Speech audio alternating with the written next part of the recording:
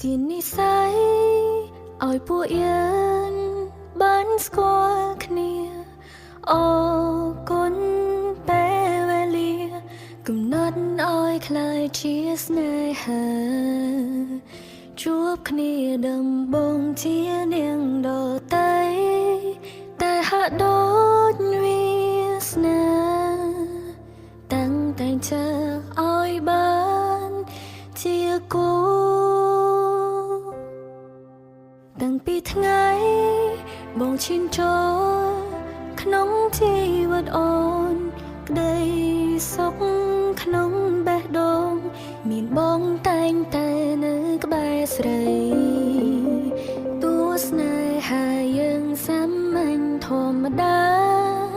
មិនអស្ចារ្យតែមានន័យមានតម្លៃក្នុងជីវិតអូនយើងធ្លាប់សន្យាសម្រេចបំណងប្រាថ្នាដែលធ្លាប់សញ្ចារួមគ្នា